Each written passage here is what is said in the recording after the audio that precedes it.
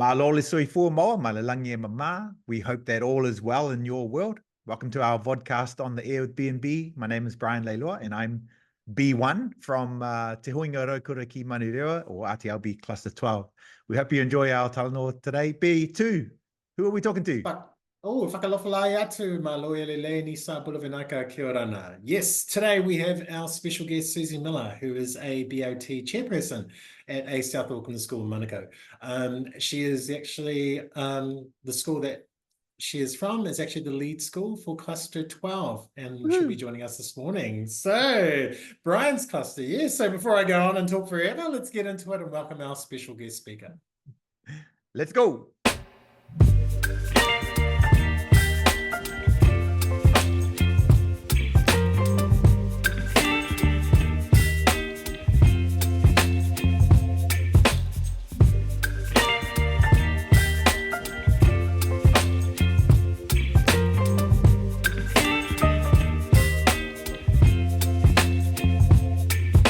Okay, welcome, Susie, to our little vodcast here on the air with B&B. Could you please just introduce yourself and just tell us a little bit about your family and your culture and your villages? Okay, yeah, hi guys. My name is Susan Miller, but I was born Fuimono. Got very accomplished as a 5-year-old when I learned to spell my surname. So Dad Fuimono is a Fuimono from Julailai, which is out Whalealili way. So affectionately referred to by my mum as Kuwa, because she was proud of her city heritage. So she's from Waiwatetai, which is like just, the center heart of Apia. So I've spent like time in Samoa, living there for a little bit. I call my parents nomads. They struggled to like settle. They were both full Samoan, but they never met in Sa. They met here. I think at a mutual friend's house, and they hit it off straight away and got married a year later, I think. And so we lived in New Zealand, Samoa, New Zealand, Samoa. Like we're just trying to, figure out where do we live, where we're gonna do best. And when you leave Samoa and you leave all your family behind, I think you've always got that pull. Anyway, I might talk about that later. But so I'm born in New Zealand, and I'm that kid that posters say don't move your kids from school to school. I went to 10 schools. Wow. Okay. And I've lived everywhere in Auckland except the east side. So wow. Oh, that side. Yes. I'm sorry if you identify with east, but I started life in Mount Albert, Ponsonby, Mount Eden, and even had a stint in I think it's Hillcrest. And then went to Samoa, came back and lived in Mangere. Sorry, my life history right now, but even ended up in Orewa, at Orewa North Primary at one point, but mostly, and I'm thankful to say this, mostly spent my life in South Auckland. Wow. Sort of landed here, and mum and dad were like, okay, this is cool. But back in the day, I guess in the 70s, it was like all the Samoans were in Mount Eden and Ponsonby. That's where, and I'm like, why didn't they buy house? Like, why didn't they buy the houses back then? They would be rich. But that's another story. But I think they decided, I think there was a big shift towards South Auckland back in the 70s, back in the 60s and 70s. What did you learn from all that moving around? Did you have to make friends pretty quickly, or you didn't make friends because you were gone? Because there's like a big gap between me and my next sister. So I was largely at school by myself. And I, thankfully have a fairly like friendly personality, and I'm not too shy. So even back then I would just kind of find new friends. Sometimes Awesome. the school change was motivated by like cousins being there. So my parents would be like, okay, let's move with our brother or sister. And so I'd usually sometimes be there with a cousin or something. So Oh, like, wow. So, yeah. Susie, you said that you were moving back and forth between New Zealand and Samoa. So, Yes. tell us something about your journey about learning Ngangana Samoa. Did you actually pick up the language while you were in there? Did you start? When did you actually start learning about the language? Yeah, obviously you're more immersed in the environment where you can speak it more. But so it often we would be living with mum's siblings, and mum's Right. family, mum's family are a little bit, I don't know if you call them whiapalangi, but they mostly Just did. sorry, Sorry, Mum. they're not allowed to watch this. But they mostly did communicated largely in English, and Right. then amongst themselves there'd be a lot of Samoan, so we learned to understand it. Us kids from New Zealand, because there was a handful of us that like spent most of our lives born in New Zealand and would transition over. We were in, like, they sort of would, the uncles and aunties and even the cousins over there, they'd give you a wry smile when you tried to speak Samoan. They're like, oh, go to fight. Yes. You're familiar with that, eh, Ben? We get absolutely. that all the time. But they would usually add that a little bit at the end. So, yeah, but I won't say it. But followed with some very colourful words after that. Oh yeah, I love it, eh? But Yeah. I love Dad's village because they are from like that coastal kind of side, and they didn't care that that my Samoan was halting, and that and even now, like, so we go back quite often because mum and dad bought a home back there and they retired there. Nice. Lovely. Nice. And that's a story in and of itself. But I've never felt uncomfortable going to the village and to my cousins who don't speak English at all. And we get through, and they let me just, slowly form my sentences, and we have a good old conversation. And so after a few days in Samoa, I'm starting to think in Samoa, and I'm starting to, be a lot quicker in responding.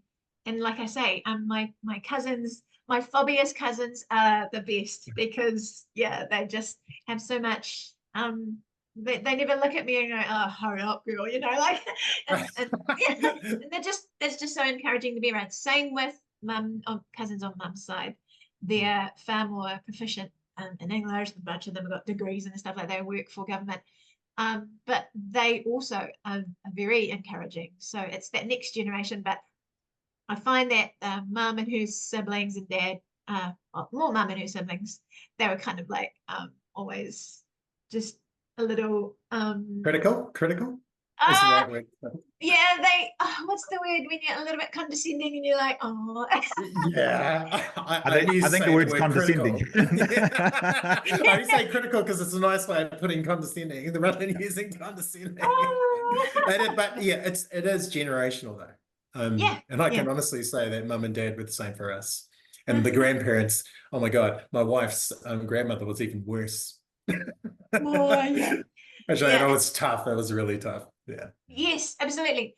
And so individuals can help you along your journey. And even in that first generation, or I call my mum's generation the first, because some of her siblings were really, really encouraging. One of them is actually a broadcaster in Samoa. And she's awesome. Lupe Lu, and she's on Samoan TV. And Name drop. Name drop. Yeah, I love my. I know. But she's one of the sweetest because she's the happiest, and she's like, oh no, that's good, Sana, well done, that kind of thing. I'll just keep talking to me in Samoan. If you converse with a person who's older and you ask them a question and they answer you back in English, you're like, okay. Shade. Wow. Okay, but if they carry on the conversation in Samoa, it's like in Samoan, it's so encouraging. You just keep going. Oh, that's if they go, good try, that's a bad thing. Susie, you missed a few gaps in your explanation. So how many kids have you got? Oh, sorry, just turn my whole story, but where do you work? Why did we Ask you. Yeah, How many- why how am I many- talking to you? Why How are you many- going? no, we love talking to you. How many kids are we talking Yeah, about I here? have no, so yeah, settled in Manurewa and married Stephen, and we have 7 kids. 7. Wow. Wow.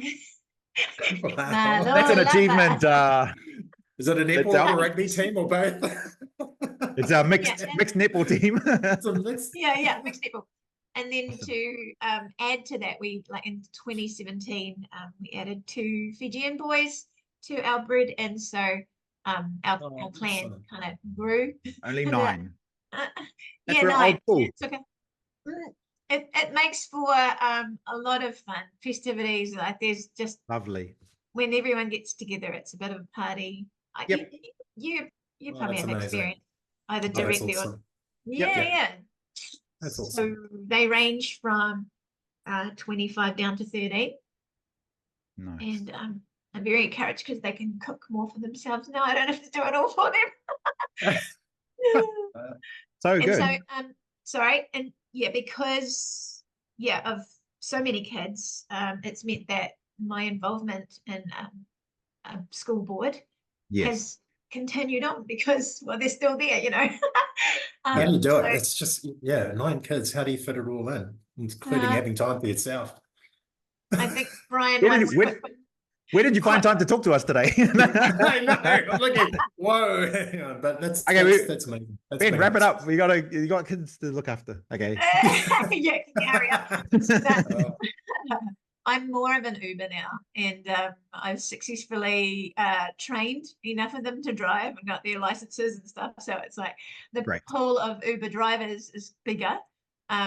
Obviously, you know, you're not running around so much. They're not as dependent anymore. wow. Yeah. Yeah. And the oldest. And- How old is the oldest? The oldest. How's your He's oldest? 25. He's 25. So he's given us a grandson. Wow. Yeah, and wow. So Nana I Susie. love this stage. I absolutely love this stage. And so Sonia is my sister grandma. Ah, Wow. yes. So Yes, I'm very grateful. You see it, Ben? Yeah. Yeah, I see it. See the connection? See the grannies we're I talking? see the connection. I see the connection now. Are you talking about And the Sonia youngest? Johnson? Yes. Yeah. Nanny glow, you mean, that we have? Yes. From it. Grandchildren are the best. All of the Yeah. fun and none of the responsibility. Yeah. So Susie, and what's your role at Manurewa East School? Yeah, so I've been on the board since Samuel was 6. He's 25 now, so I guess that's 19 years. Yeah. And I became the board chair around 2017, I think. And then for my sort of greater vocation, I suppose, is I'm a pastor. So I've been a youth pastor because in our movement we're New Life Church. It's Mhm. multicultural, it's Palangi, but like loads and loads of Samoans. Side story, when I first came, I was the only Samoan in this Wow. in the youth group. And so now the poor sweeties, Palangis feel out of place because they're like, where's my white people at? But they are welcomed in, right? But Yeah, they absolutely feel at are. home. You know, we're all God's children. Yeah, Yeah. we are. So in our movement, you kind of have the pastor, but the wife is, you know, we're a package deal. Yeah. So yeah, youth pastors for 10 years. Stephen left in New Zealand and came to and got us into a lower income, praise God. And he's honestly, it's been the adventure of a lifetime. And then we took over senior leadership of this church 13 years ago. So yeah, that's the other thing that occupies my time, but mostly the children are my biggest chunk of life, and that is joy. Susie, get those kids to work as soon as possible. So thinking about, you know, your language and your journey with language, can any of your children speak Samoan? No. Yeah. So how do you feel about that, and how do you think we could increase the amount of children who are carrying on the language? You see desire in different ones, and that might be because of their friend circle. Like I mentioned, there are a lot more Pacifica in our youth group, so the kids they're really good mates with say Micah. He's my second boy. Or so he's 17. He's 17, and he's got this identity in his Samoan side. He's half, right? He's half Sa and half Talangi, but for him, he's all Samoan, you know. And he's playing music on Spotify that is R&B, and then Samoan stuff as well, you know. And he joined a Samoan language class in year 11 at Manurewa High, and that was all like nothing to do with me or his dad. And yeah, it just, you see different levels of desire and identification, say in half-caste kids like ours. And I would say music and association plays a big part in their desire to pick up more Samoan, and that's more than the language. It's, I guess, the food, and you know, they're like, I just want to spend time with grandma.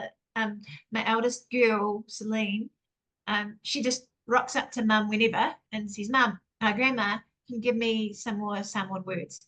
So it's quite individually led, and you know, they go through stages, but because we've taken them to Samoa. They've all been at least twice.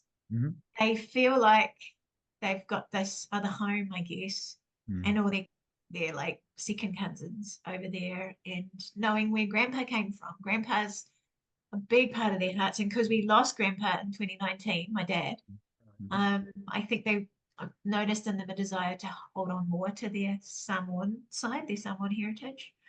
So yeah, that's helped with their desire to learn the language. So now I tell them to pick up, because this is what I do all the time.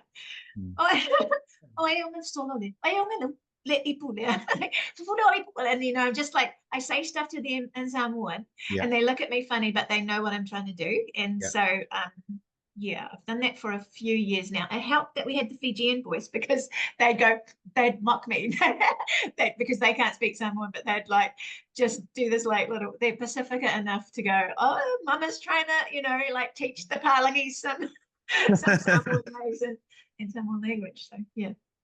We have to do something, because all of the Pacific languages are going down as the people who are fluent in them are growing older, and then they're passing away. So we have to support our Pacific languages. Go, Ben. We do. Sorry, I was just wondering whether your Fijian sons, are they fluent in their language? One more than the other, I'd say, but they don't have much opportunity. I reckon, to converse in Fijian, especially just seeing them grow up and grow out of their like tight-knit circles where they're more monocultural. It's being immersed in that language that does make a difference, doesn't it?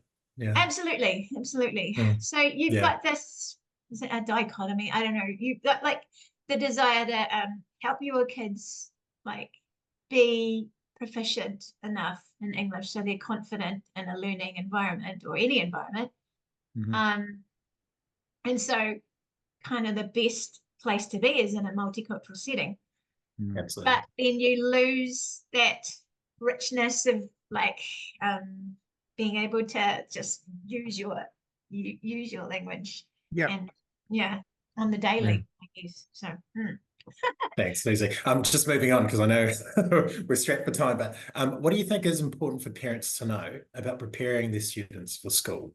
So we're going to get into the nitty-gritty questions. So what do you think is important for parents to know when preparing their students for school? This is coming from like an educator's perspective, but also a parent's perspective. We're actually looking now at a parent's perspective. What do you think is important for parents to know about prepping their kids before they go to school, or even when they're at school? Because you've got 9 kids, you've gone through 9, you have 9 children. What have you done?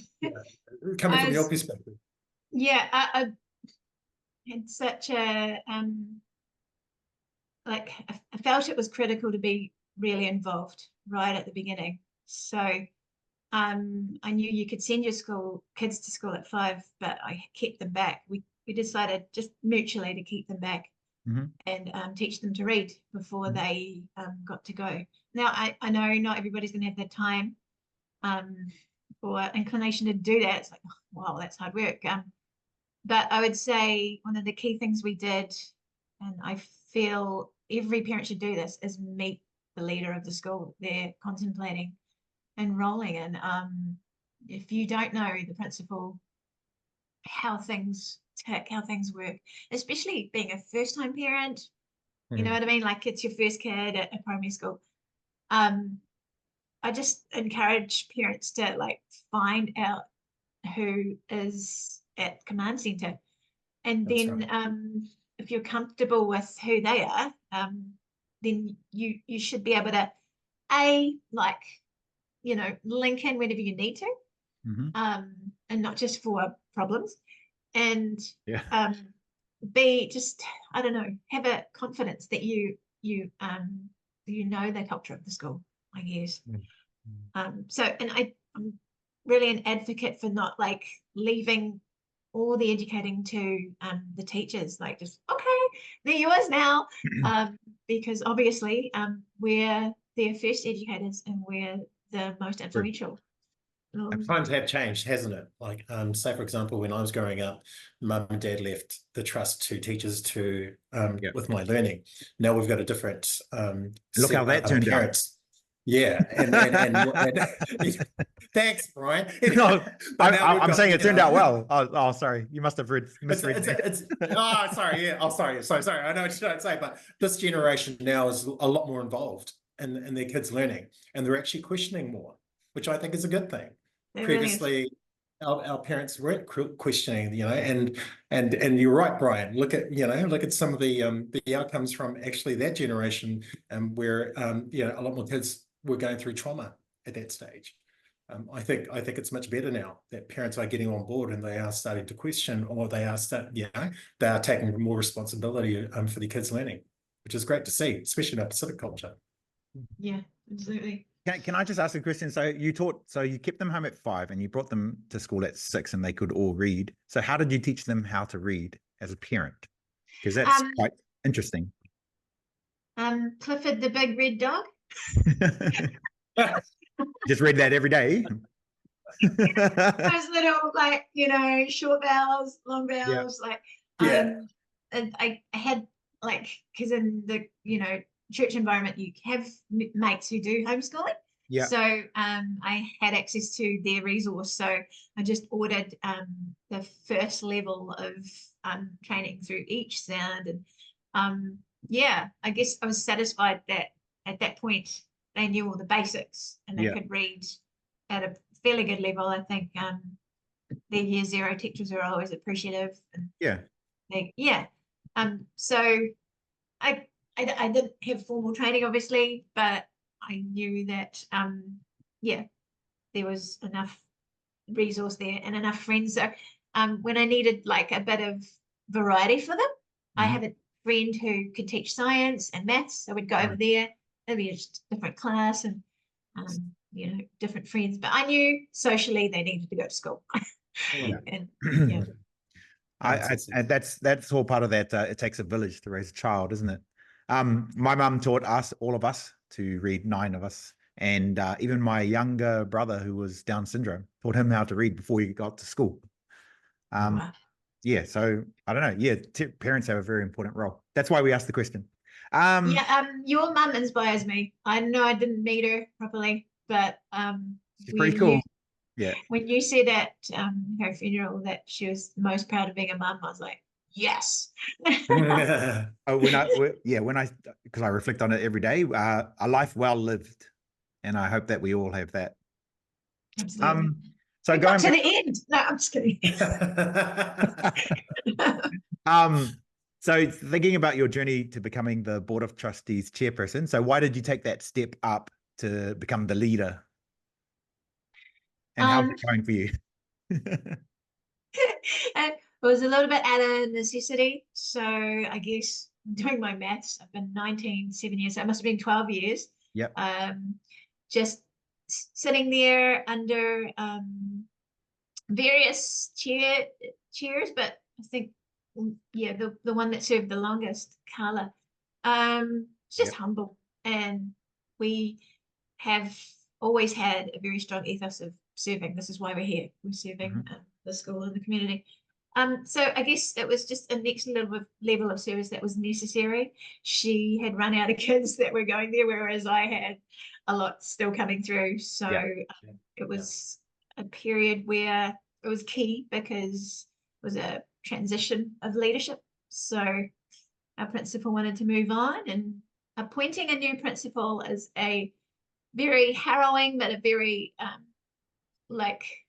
excellent experience to cut your teeth on in a governance setting, because you understand a lot more of the legal ramifications and the things that you have. There's so many boxes you must tick. Do not do this wrong. Or it's a huge responsibility, isn't it? It is. Yeah. Yeah, my name is on so many documents, so many policies. I'm like, I know. Oh, wow, okay. And you've probably had a lot of robust discussions too. Yeah, over the years. Probably one of the one of the hardest things is employment issues. Right.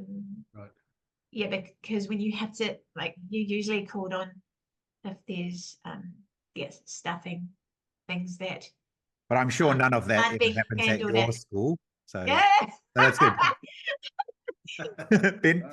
Never. Sorry, Susie, we'll move on because Brian's just put you in the tricky one. Important aspects. What are some of the important aspects of your role as a BOT member? And if you can reflect on how often is your decision making or the board's decision making is involved when it comes to RTLB on the premises? Because you do have Cluster 12 on your site. So what are some of the important aspects of your role as a BOT member when it comes to those decisions, especially with RTLB in your school? Like financials and property, they're pretty fundamental, but when things are all sorted in that area, then you can move on to more important things like what our cluster are observing and learning about the state of our students around our area. And so, when you hear that, say for instance, there's more neurodiverse issues presenting than ever, then you're kind of thinking at a societal level, okay, what are the causes for that, and how do they connect with what you yourself get to see, and that's all, it all resonates, and then what are the solutions? And so I think one of the most rewarding parts of having RTLB to look over, unlike the school, I borrow a parenting analogy. Taking care of RTLB is like taking care of a kid that's already got married and moved on, and they're largely independent. So that's a good description. We don't have to. But they never leave home, and they always come back. I found that out. I did that. They too. Always want more. They always want more. Yeah. Oh, money. No, I'm kidding. But micromanaging isn't necessary, and what you also have access to is new strategies, new programs that are becoming available. Also, I don't know, we might have the best cluster. I'm not sure. I don't want to be biased, but they're really creative. They work hard. That cluster. They work hard. Cluster 12. I know you have some of the best RTLB. I'm sure of that. Susie, what are some of the celebrations, other celebrations from being Board of Trustees chair? I was just starting to say that creativity applied, whether it's RTLB practitioners or whether it's teachers, just seeing the agency in some of our teachers and the obvious love that they have for their work. When you see someone like that, you're like, oh, I'm prepared to go into bat for you in any way possible, because I have such a love for young people, such a love for kids, and if I could teach myself, I'd be there, but I think I don't have the constitution.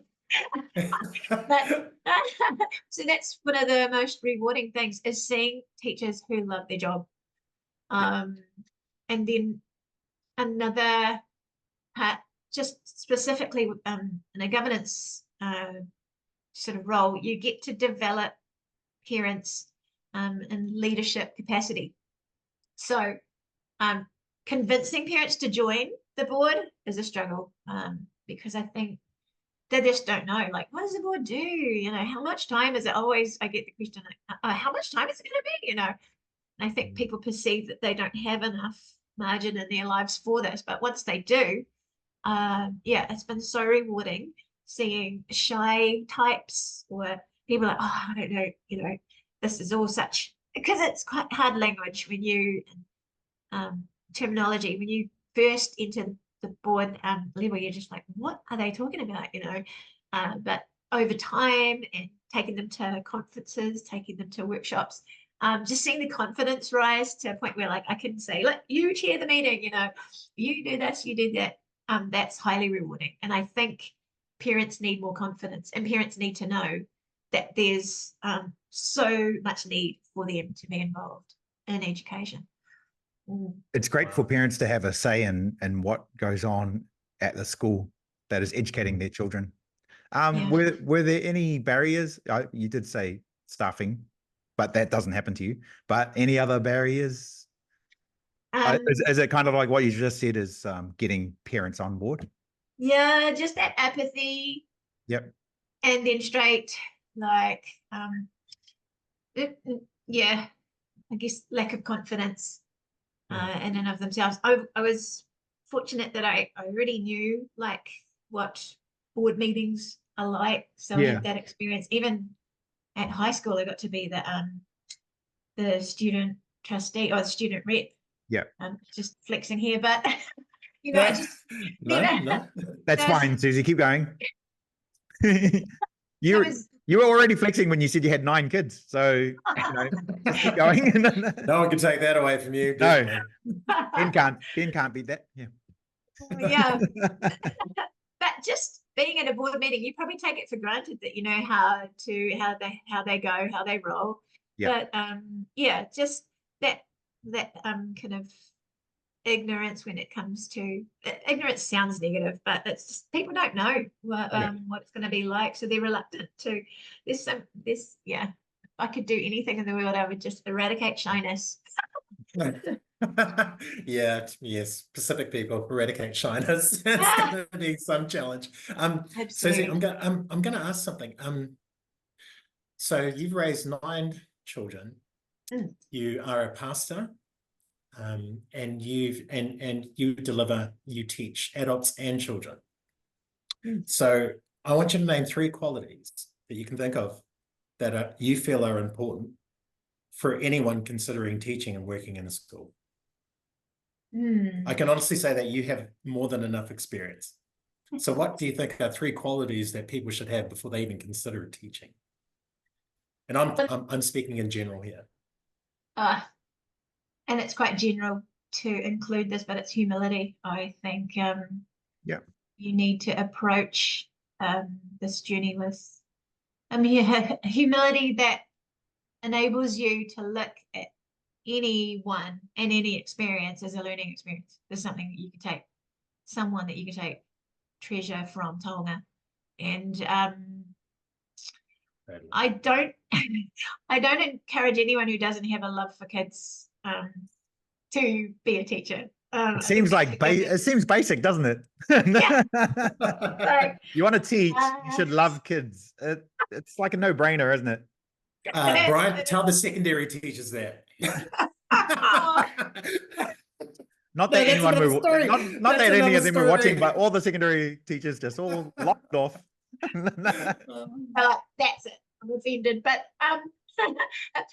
offendability might segue into teachability, because I think you've got to be teachable. I think you would never consider yourself arrived at any one subject. There's always something new to learn, and so encourage resilience. I mean, it's an overused word, I understand, but you need to anticipate that you're going to have not just academic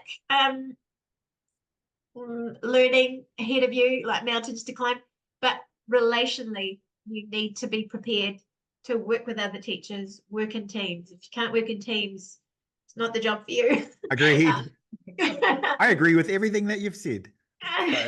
Totally. See, I told you, she's got the experience. She's more than experienced. Everything that you've said, I 1000% agree. And so what do you think that teachers, Pacific and non-Pacific, could do to better support our Pacific students? What do you think Pacific students need the most from their teachers?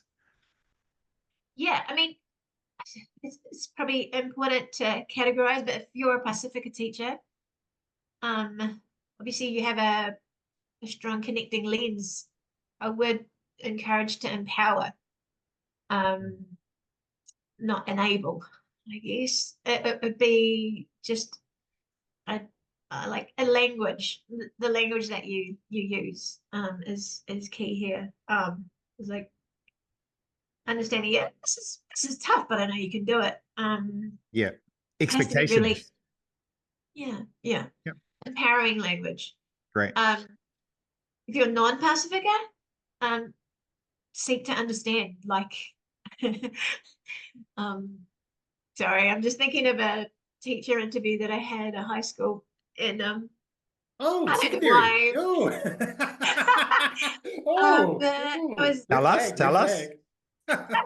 Yeah, well, I think it was one of my daughter's history teachers, and he's Palangi, and he goes, "What's your kaupapa?" And I'm like, "Your what?" Just escaped me what the heck that word means, but I so it just came across. I'm like, I don't know, what's your kaupapa like? And that is but indicative of my stink attitude, but I was just like, so did he get the job? No, okay. I'm assumptions. Assumptions are so dangerous. Assumptions are so dangerous. Because I get mistaken for Māori all the time. So and it's kind of like cultural appropriation needs to be used appropriately. but I hats off for his desire to understand, I guess. And so I don't know, if you want to understand Pacifica students, you want to meet more Pacifica adults. So go to a Pacifica church and then you'll understand like who has the most impact and influence in Pacifica families' minds. Because that's a very safe answer. That's good. Susie, I'm not too sure how much you know about the RTLB service, but if you do, maybe you can answer this question, but I think you've already answered this, and just now you've just answered it. What do you think RTLB can do better to support Pacific students, if you're familiar with the role of the RTLB? Because now we're delving into learning support and neurodiversity.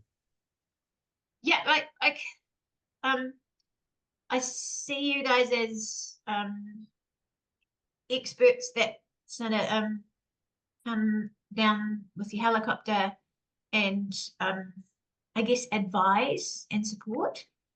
And this might be like showing my ignorance totally, but I just probably encourage RTLB to stay close to the coalface, I guess. So that you never lose the appreciation of what it's like to be daily in front of the kids. So I don't know quite how you do that, but I know that in my setting, like I've just come up from a community lunch, which is basically soup kitchen, and I never lose sight of what it is to like connect with people on the street. People who are struggling, so oh gosh. So if you kind of find yourself siloed and like, this should work, apply this, I just encourage you to like, okay, that's cool, but how are they doing like in the daily, like how are they when they're faced with ESOL kids, kids who just don't want to learn for whatever reason. So it's a lot about relationships.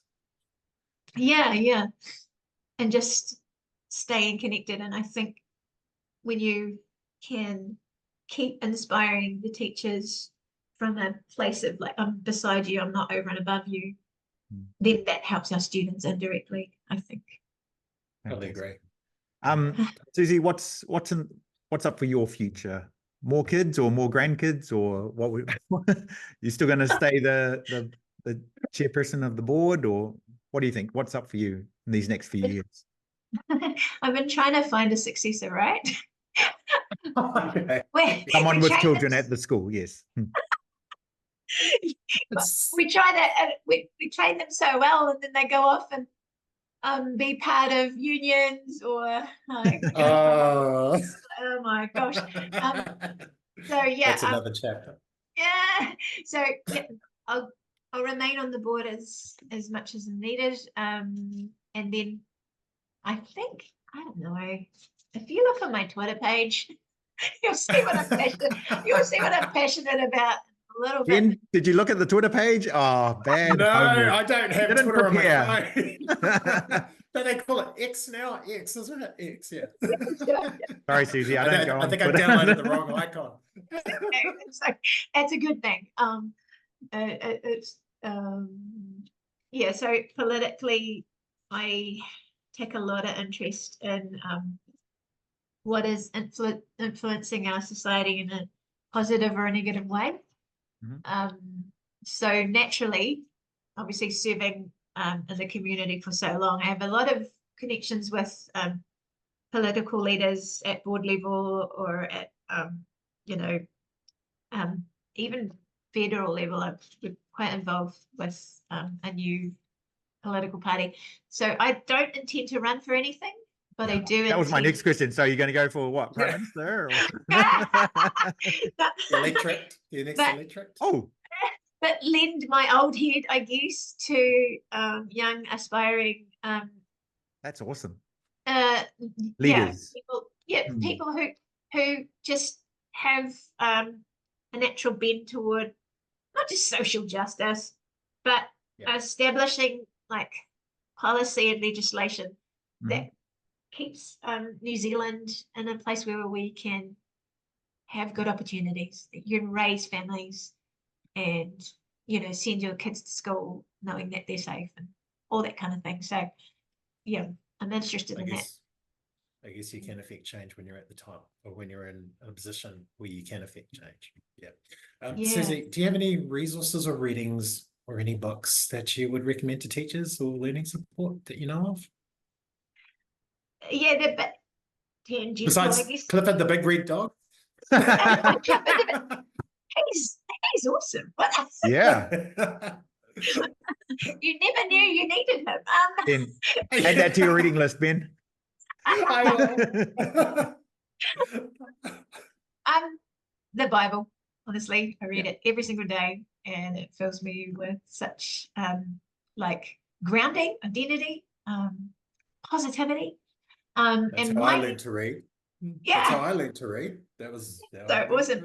And I have a gift. A friend gifted me a Bible that has like the Samoan and the English right beside each other. Honestly, I love it. It's a beautiful cover, and I have it beside my bed, and I love, because I've read the Bible so many times, but to see it in my language it just fills me with, I don't know, hearing my language, seeing my language, hearing it in songs. It just fills me with I don't know, a warmth. It's always there. I'm currently reading a book called What Happens to Our Kids When We Fail to Grow Up. That's an interesting resource. It's from a doctor in Sydney who's observing behavior in youth and surveying a lot of young people, and just got a societal commentary on that and things that she's learned. I think another book, I've got it here. It's called The 3D Gospel. I'm sorry they're so churchy, but no, that's fine.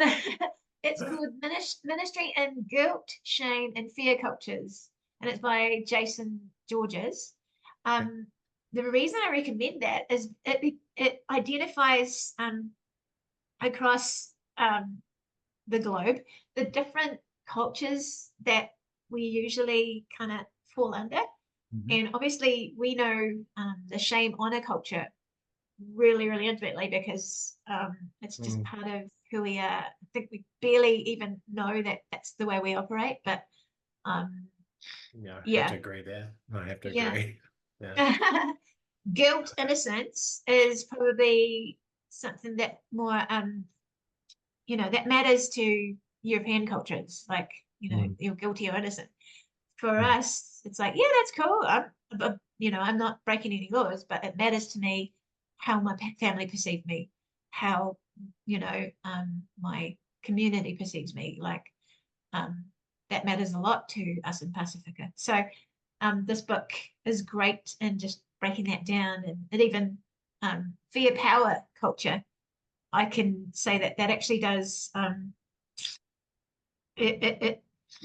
you see that in Samoan culture as well, that use of fear and power to control the way don't get all negative, but the way we operate, the way we behave and move. So interesting. Ben, add it to the list. Yeah, we've got we actually are going to add that to the list. So Susie, our list is getting bigger. So Susie, thinking about your books or what's on top for you, what's a whakatauki or a langa upu or a quote that motivates you? I guess on the daily, fear the Lord, that's the beginning of all wisdom. And when you shun evil, it's understanding. That's from Job.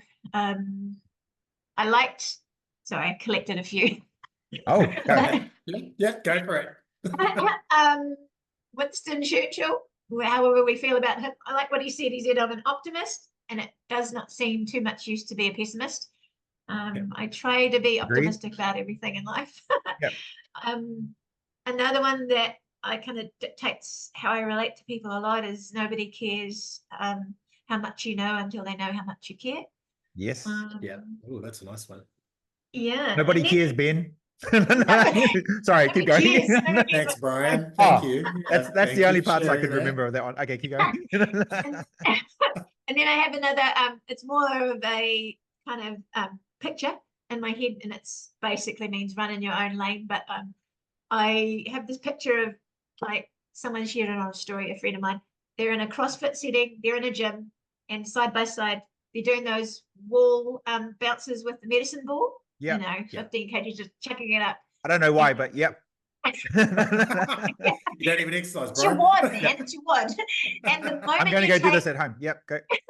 The moment you take your eye off your medicine ball and you look at your friend and how they're going, you get smacked in the face. And that just amuses me and reminds me, do your thing well and stop looking at others. So do your thing well, or you'll get smacked in the face. All right, cool. Nice.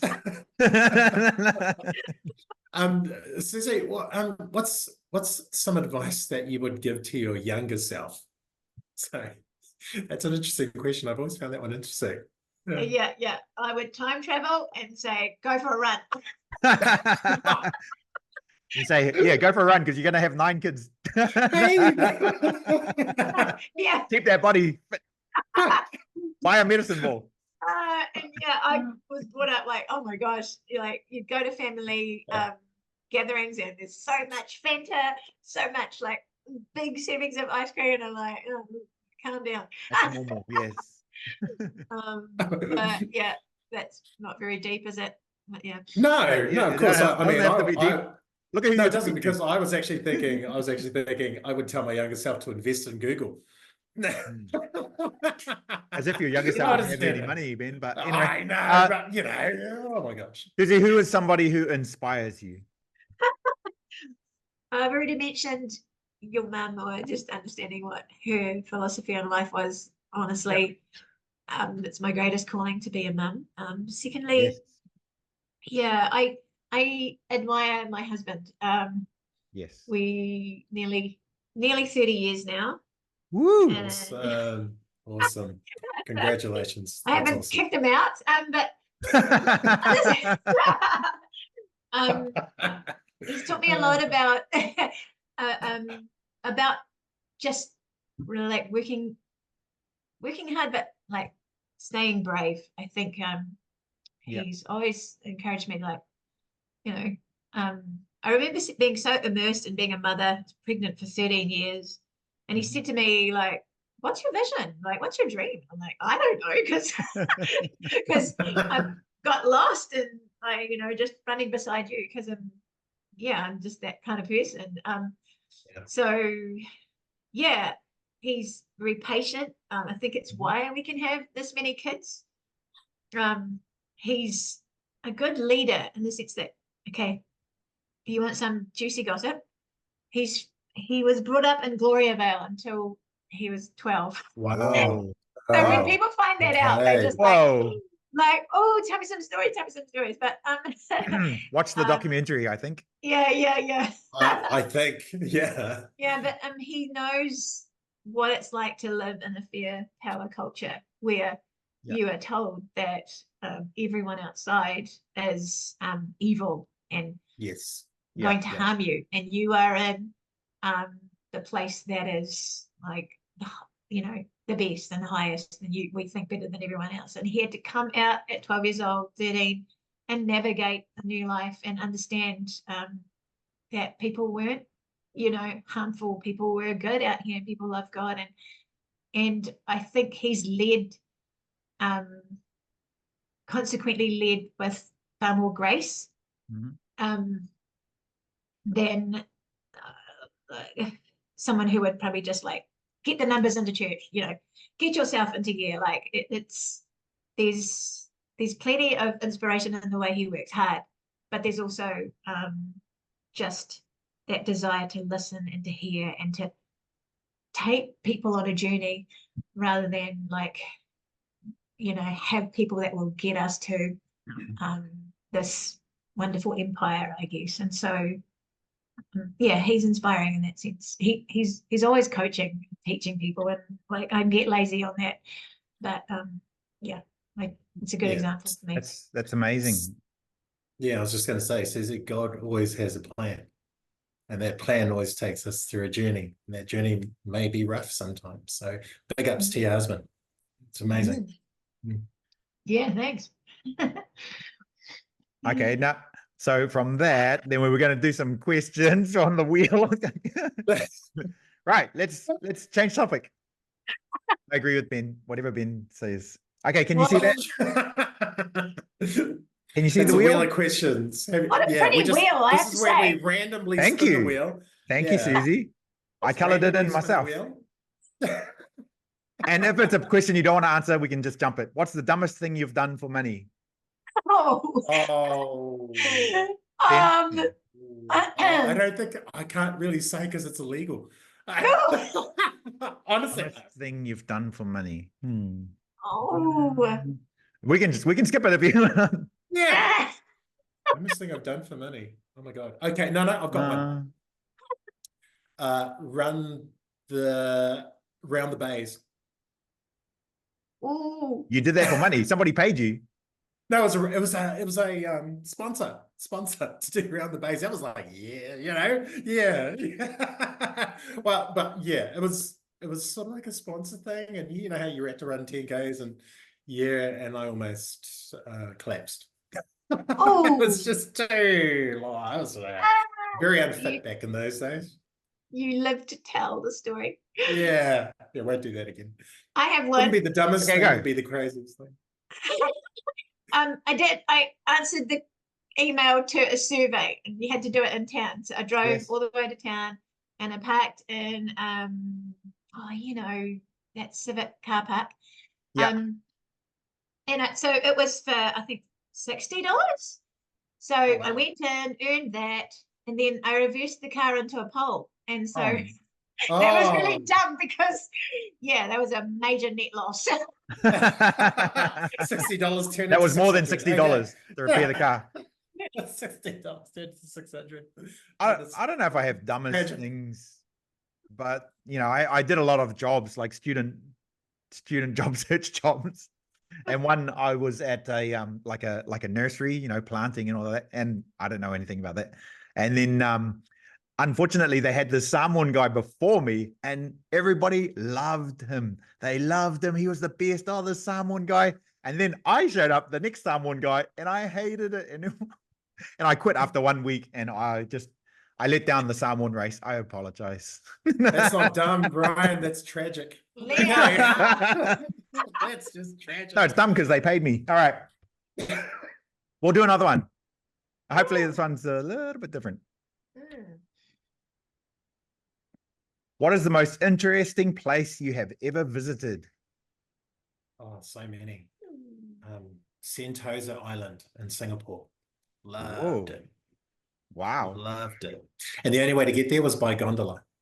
You had to take this. Oh, and I went on for, I don't know how long that ride was, but it was a very long ride into Sentosa Island. Why did you go there? How did you go there? OE, did our OE. This is back okay. in 98. And it was the only time where we didn't have kids. And so we had a chance to go travel before we did settle in. So yeah, loved it. Sentosa. Okay. Yeah. We'll look it up afterwards. Not far from Singapore. Okay, flex. Major Well, I've flex, been no. to no, I love Tosua. I've been to Samoa like lots as a kid, but it was only after my own children went for their visits, and they came back and like, Mum, did you enjoy Tosua? And I'm like, never been there. And so wow. it's that trench pool, you know, it's Yes. out actually really close to where my dad's village is, and it's really pretty. Oh yeah, I need to go there. I need to go there. Yeah, you'll love it. It's crazy. Yeah. It's like this big hole in the ground, and Somehow it gets stuck in what is it, Apia? oh, That was sad. yeah, no, break away from your family. Yeah. Probably my favorite place would be Japan, and then because that not just because that's where I met my wife, but she was working at a place called Miyakanojo, which is way down, and then we went for a flight to Okinawa, and just Japan's such a lovely place to go. The people are so lovely, and the food is amazing. You can just go down to the local convenience store, and you can have just these amazing meals, just after work. It's just beautiful place. I can't wait to go back. We were going to go back in 2020, but something else happened that year. Something else happened that year, and so we bought a house instead. Right. We'll do one more? Yeah, we'll do one more. And then anticipation. Every time I spin it, I go, I better explain where these questions come from, and then I stop it and then I forget. If life were a video game, what would be some of the cheat codes? You're asking a gamer. Are you a gamer? Are you? I'm not a gamer. No, I'm slowly coming. So well, basically, what are the cheat codes for life? What are some of the things that we should remember? Don't take things to heart. Don't sweat this morsel. And if you come across someone who is difficult to connect with, treat them as a what do you call that? The character where they are just enemy. A side character. No, they call it a NPC. Yeah, non-playable character. Non-playing character. Yeah. NPC. Yeah, NPC. Yeah. Nice. That would be me. You're just an NPC. Yeah. But you're not supposed to kill them, are you? No, you just leave them. You just leave them. Okay, got it. Just leave them. Got it. NPC character, that's my cheat code. Yeah. All right. I would definitely remind myself that I don't get to respawn. And I don't know, like I'm like Fortnite, I watch my kids play it all the time. I look around for all the things that, or the energy potions or the fish or the superpowered guns. Like, I guess so. Look around, around. Don't stay closed and isolated and just think, oh, I think I have everything I need. Yeah. Respawn. That's awesome. I guess my number one cheat code, I mean, there's so many, But I think that you should really look at gratitude, eh? Every day. Oh, There's so many things to be grateful for. Like if you've got 2 arms and 2 legs and 2 eyes, and like you don't, we take so many things for granted. If you can walk, How's that a it's cheat amazing. code, Brian? Hey, it How's said that a if you're cheat playing, code? it said if life was a video game, what would be the cheat code? So what is the Yeah, code what to you've having a good described as a life? Roblox character blowing up. Ben, do you want me to read when the a question to Roblox you character again? falls out. No. Obviously did not read the question for understanding. He saw video game and then went, You're not a gamer. switch off. You're not a gamer. Oh, Okay. okay, so you're saying, oh, anyway. Move on. Susie, we're going to quickly move on. What is the highlight or rewarding Wait, experience? you got to explain where did that question come from? Oh yeah, no. I'm asking this question. Brian, I'm gonna ask. Let me ask you the question first, and then I'll tell you where that question comes from. So Okay. the question is, what is a highlight or rewarding experience you've had this week? And this question comes from the person we interviewed last week. So we asked the person last week to ask a question that they would like to ask the person that we're interviewing this week, which is of course yourself, Susie. Well done, Ben. So that's not confusing at all. Okay, if I explain it in Ruffman's terms, you know that this last week someone asked the question for this week. So yeah, Susie, that's the question for this week from the I lovely. hear you. I hear you, Ben. And what was the question again? So you should have done the explanation and then, okay. That's why, you know what? Okay, forget you. Highlight, sorry, Susie, a Oh. highlight or rewarding experience you've had this week. Yeah, I love that. I was forewarned, so I had to think hard because yeah. I looked after my grandson 2 days in a row. Not he didn't stay overnight, and it wasn't too long, but yeah. And then I've amassed a few things in my home, like spare nappies, like a bottle and stuff like that. Anyway, my daughter-in-law, she sent me via Instagram a reel, and the reel is basically praising a mother-in-law who is just so invested and so supportive at the mothering stage. And so she was basically saying, this is you. And that was like, oh my gosh, because you just don't know when your son is going to get married. Yeah. You think you're feeling like, oh, she's lovely, but will she Yeah. turn? Or will she be? Let me be involved, and just to afford me that liberty to have her precious boy, and not be like the kind that says, okay, leave your family over there. Yeah, and then to go and like say how much she appreciates it was like, oh, yeah, cool. Having a lovely mother-in-law. I wonder what that's like. Okay, right. So we'll just go to. So what's a question that you have for the next person, Susie? And you don't know anything about that person, but just we're actually interviewing that person any kind of next question. week, so Woohoo! Oh, you probably heard it before, but like if you only had a week to live, what would you do with that week if you were told, yeah, by the end of the week you're gone? What would you do? Do you need a cheat code? Yes. Oh yeah. Okay, but no, hold on. But the catch is we have to answer it. Oh my Okay. gosh. So let me see. So if you only had a week to live, what would you do in that week? Brian. You go first, Brian. Well, I talk about the love languages, and quality time is one of my love languages, and spending quality time. So if I had a week to live, sorry, Susie, I wouldn't go to work. I'd spend the time with the people I love the most, my family, and then just do maybe do something close by, so something interesting. Or I take all the money out of the bank and then fly overseas to wherever Ben mentioned. Have I got it? 5 days, 7 days? Yeah. Yeah, well, yeah, let's say 7. 7 days. Give Give you Perfect. time to fly. I'd 7 waste days. 1 day of that flying to somewhere. You don't even have to come back because you'll be gone. Okay. Yeah, that's what I do. You can answer your own question now, Susie. You answer your own question. Go. I'd throw a big party, invite everybody, Lovely. Even you fellas. Oh, yes. We made the cut. We're gonna, We made the guest list. Yeah, we did actually. Yeah, we rarely make the cut, Susie. We rarely make And give cut the either. parting speech of my life. Oh, Yeah. yes. Tears. Yeah. Yeah. And then, Absolutely. the other days, just spend like, with quality time with my kitties, and just somber thought, isn't it? But Let's hope that never happens. But yeah. yeah. Yeah. I could say more, but Ben. All of the above of what both of you said. Copycat. But to add on top, I'd quit my job.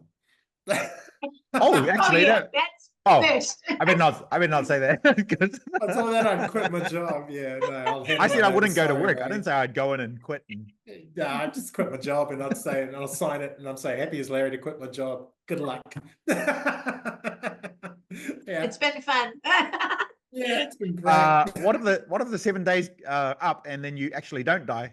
Then you go back. Oh, about that job. Can I have it Then back? I'll just blame Susie for asking that question. Okay, Suze, we've taken enough of your time. You got kids to look after. We're just about to come to a close, but do you have any final thoughts that you'd like to share? I've probably conveyed it with everything else I've said, is that I remain highly thankful, and I feel like so proud of being a Samoan. I mean, I know we're not perfect. Some of us are not. Yes, that's true. Some of us are. Just in the sense, like, I went to the Waitangi Day celebrations, and I felt like, I can see why they struggle, because they're fighting over one home, but I know where my home is. And so I think I'm just thankful to be someone, I guess, and I'm also very, very thankful to be living in South Auckland. I like to study people, and I just I like people. And I think you have the most diverse range of people here in South Auckland. I've been around the world, and that's nice, but I would not give up living here. Samoa maybe is for retirement. Yes. I mean, and I want to stay close to where my kids are. It's part of my I guess pride in being Samoan is meeting so many Samoans who are just epic. I like what you're doing, guys. I think this will help the next generation. I went to MIT Pacifica students, it's like a welcoming feast last week, and Tofinga was presenting. He was emceeing. He never just MCs. He's so full of stories. He's so he's so funny too. But I appreciated him sharing his journey. So up to 5 years old, he was just fully someone he couldn't really speak English, and he went to a school in Wellington, obviously his first school, and he watched and he fumbled his way through, and he's a great communicator now.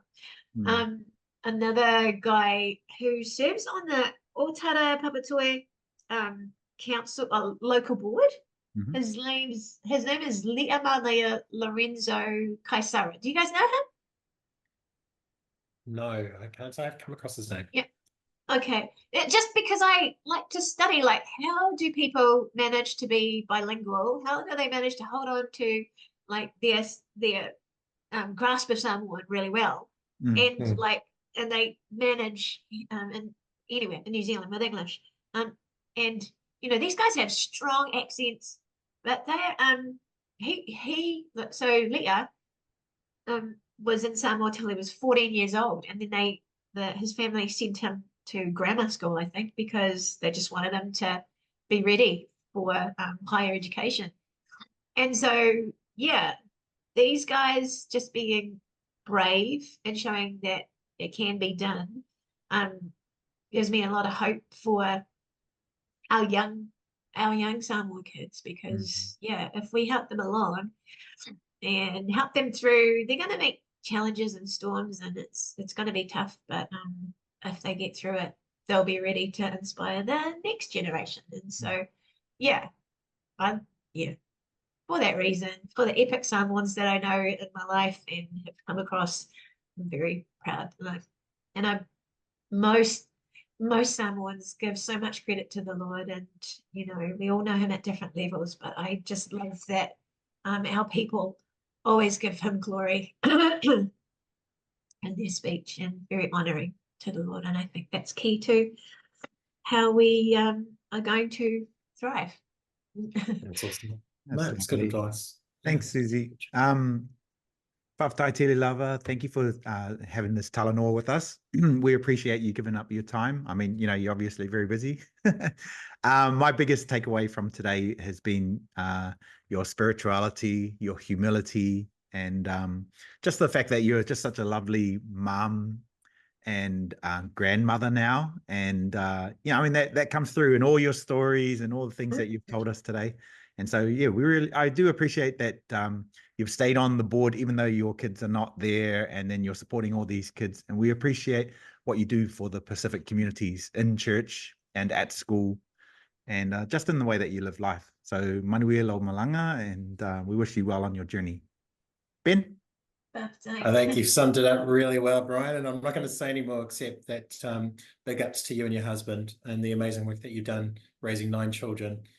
What you've shared today, your experiences, it's amazing to see what journey you've gone through from such and such, so small to where you are at the moment. And I think it's an inspiration for most of us. So thank you so much. And it's not just about your role as a BOT chairperson, it's your role as a mother, it's your role as a pastor, it's your role as a family member, and you play a big part in their lives. So thank you, Susie. Thank you so much. Thank you. It's been an honor and a privilege to hang out with you guys, and fun, lots of fun.